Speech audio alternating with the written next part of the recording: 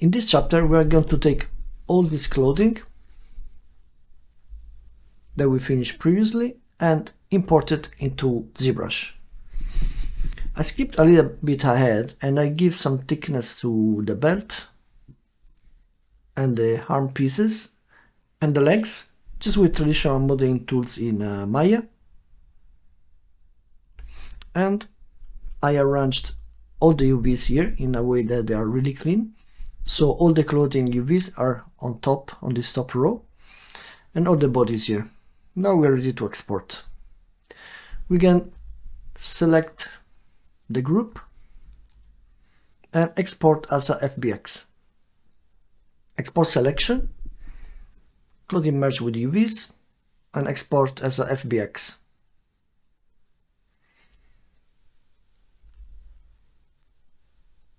Now we can go into ZBrush and under plugins, FBX import export. Just make sure the smooth normal function is on, or you can do it here with just a regular import. So we import,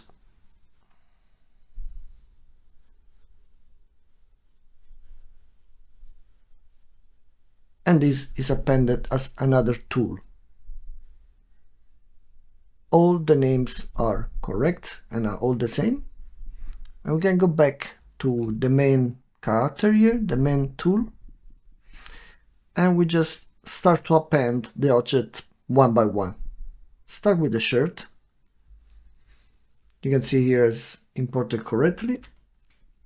What we need to do now is giving some thickness to this.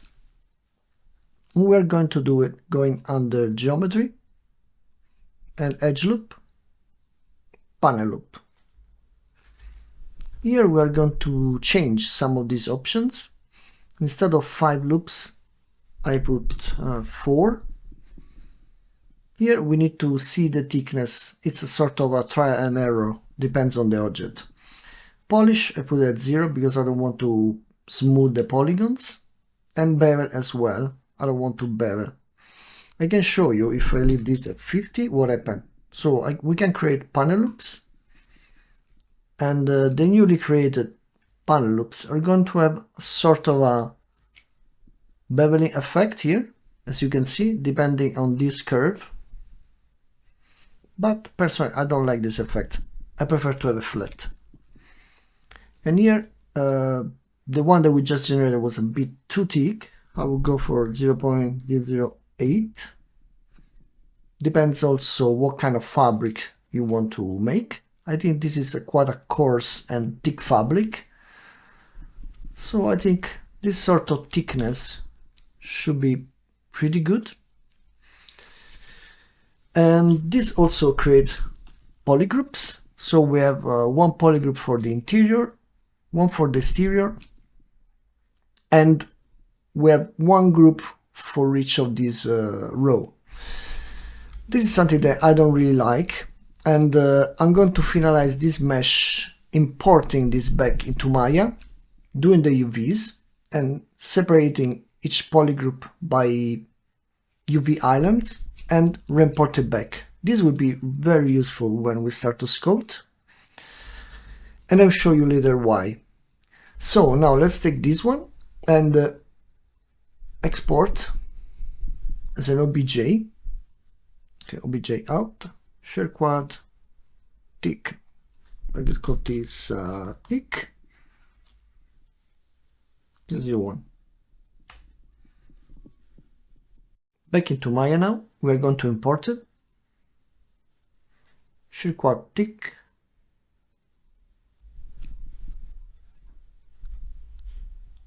If we look at the UVs now, they're overlapping.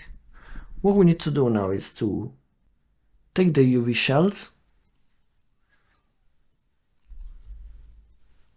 and move them up.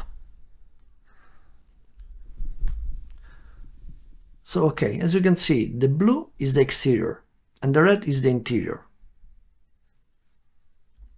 What we are missing now is these parts.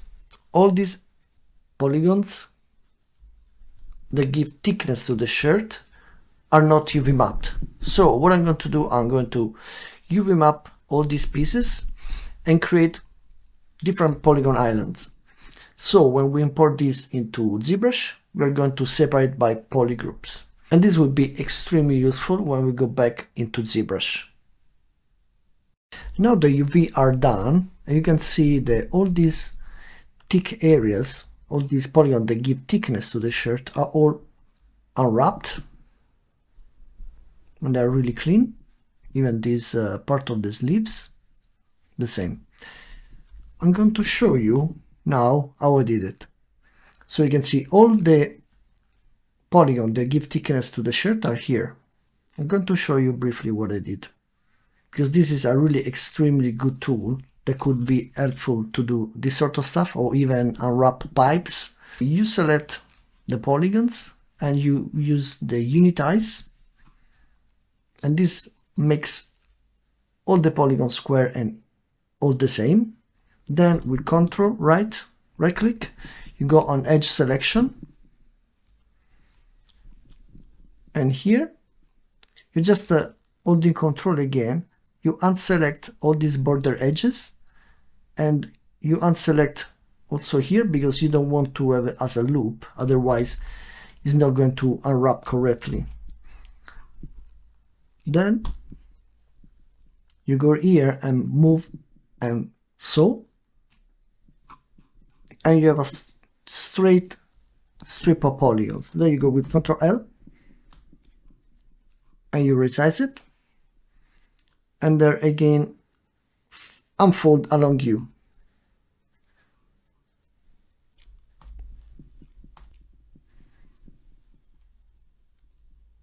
And it's basically done. It's pretty fast. Otherwise it would be very tedious and very hard to do. And then just make sure that you have the same textile density.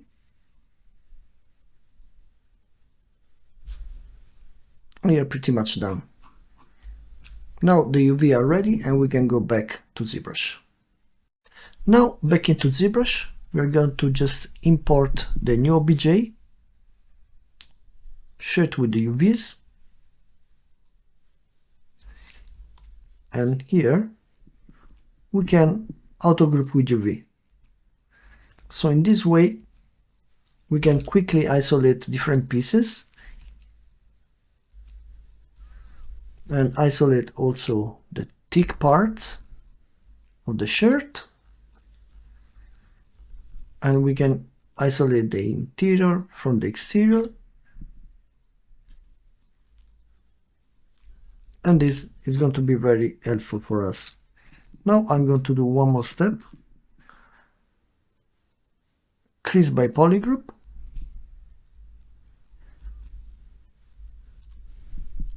and then store morph target and subdivide.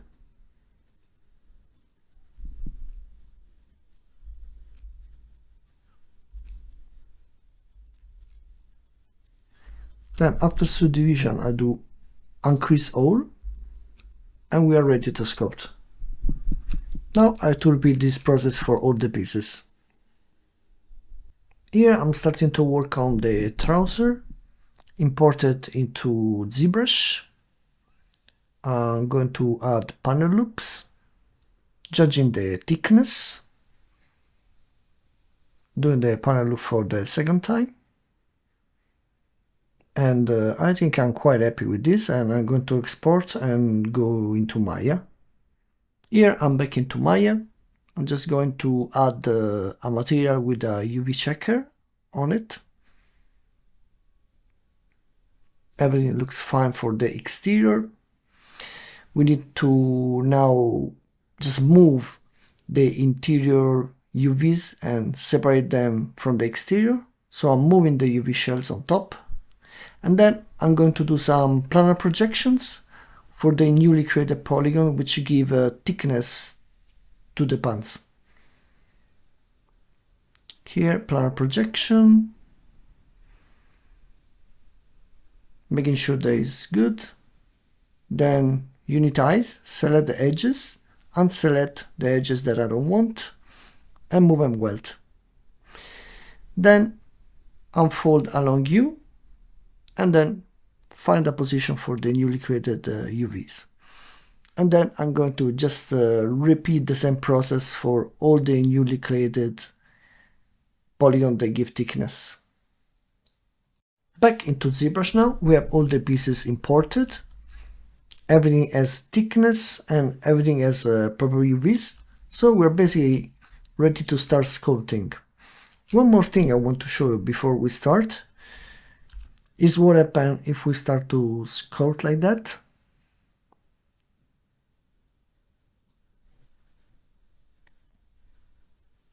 This will be a problem. This is because we are working with quite thin faces, and there are two things that we can do. So here in the interface I put backface masking. This 90% of the cases is going to solve the problem. This is a mask property of the brushes and is located under brushes and auto masking, backface masking. So this prevents us to sculpt on the back faces. My advice is to sculpt on the exterior faces, hiding the internal, and then when you're done, unhide the internal faces, just to be safe, and then unhide when you finish. As an extra step, to be safe, we can just do also another thing, work on layers. So we can create a new layer and call maybe main folds and store a morph target. So if something goes wrong, we can always go back with the morph brush. Now we can start sculpting. Here I'm starting sculpting in ZBrush, and I put my mood board on the left, so I always have a reference to look at. The first thing I'm going to do is hide the sleeves so they don't get in the way while I'm sculpting.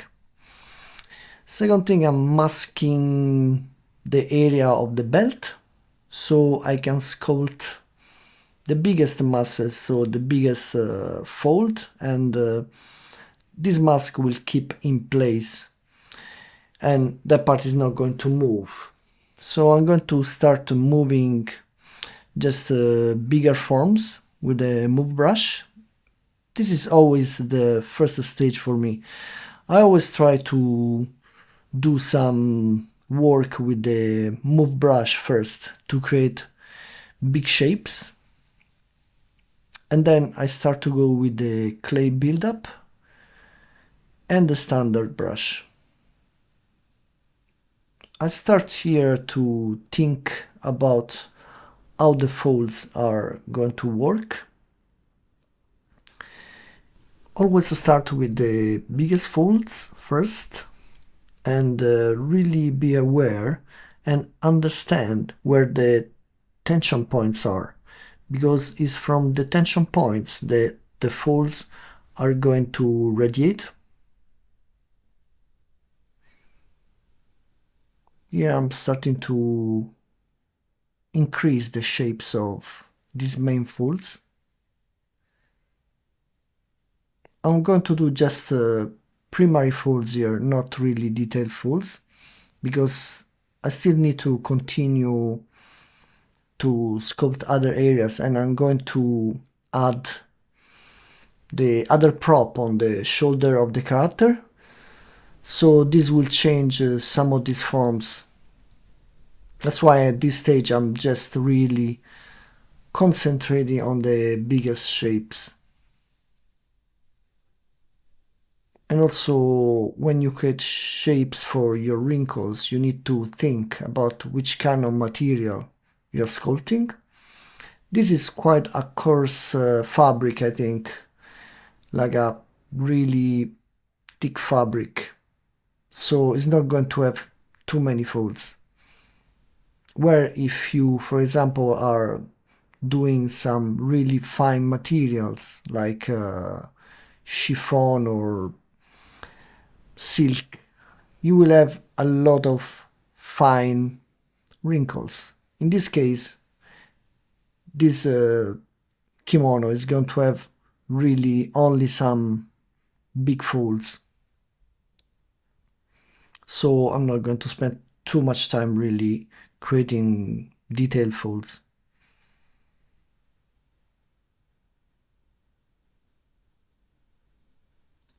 I'm adding some wrinkles on the back, but I'm not too concerned about the back because, as I said before, he's going to have the prop on his shoulders, so it doesn't really matter.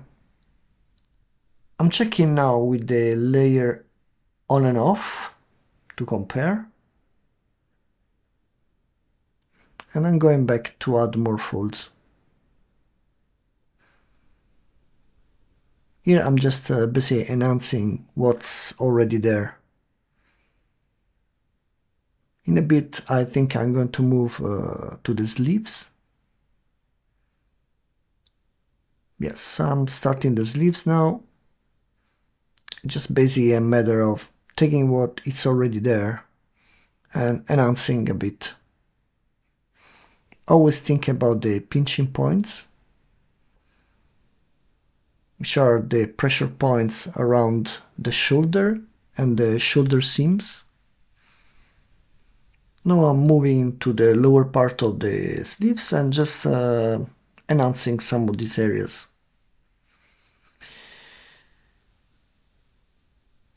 You always need to think also about how the arm is going to bend and what kind of folds and memory folds is going to start to create on the fabric. Here I'm checking different areas. I found very useful to jump back and forth into different areas of the mesh, so you keep your eyes always fresh. I'm adding some more folds here on the bottom part of the kimono and on the back, just reinforcing what's there already.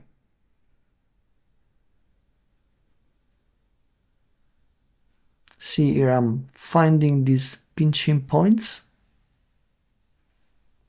always thinking about how the sleeves are going to pinch in these areas.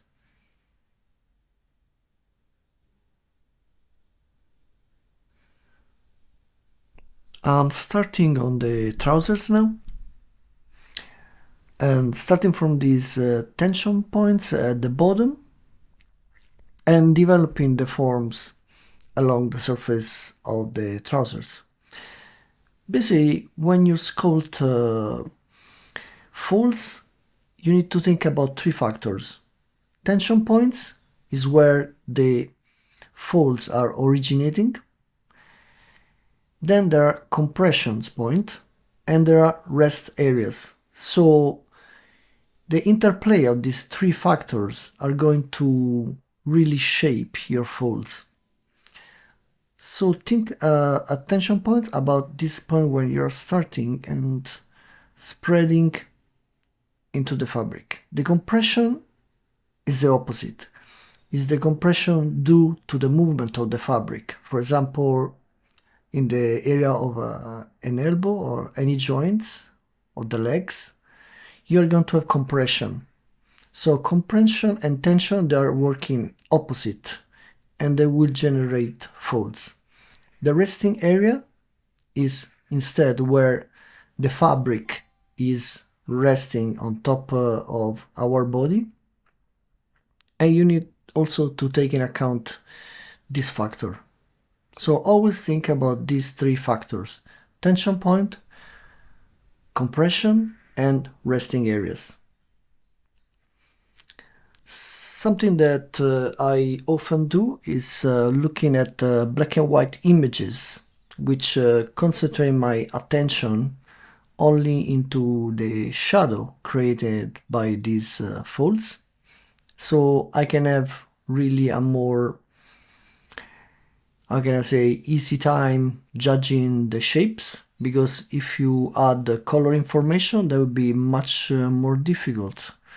And in fact, something that you would do in the academy or in traditional studies is studying sculptures, this is a very good way to learn how to do folds, and I strongly suggest even for 3D artists to study sculptures, especially from the classic Roman and Greek, and master of the Renaissance.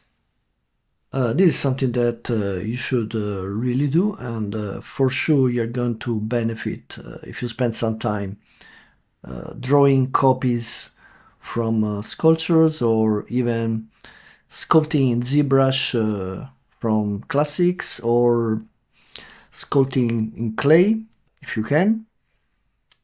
This for sure is going to enhance quite a bit your knowledge of wrinkles and folds. And for sure now we are very lucky because Marvelous Designer help us quite a lot and give us a really great start. But still, I think that knowledge is very important. Don't just rely on the software. A book that for sure I recommend is Clothing on Figures by Giovanni Civardi. It's a fantastic book which contains hundreds of images and examples, and I consider this a really extremely good guide and good reference to have always on your desk. Now I think I'm pretty much done with the trousers. Just double checking a few different areas and improving some of the folds. Sometimes you can see me going back and forth, turning on and off the layer. But yeah, I think we are pretty much done with the primary shapes of the folds. Let's have a look at the layer on and off and check all the shapes. This is the turntable. See you in the next chapter.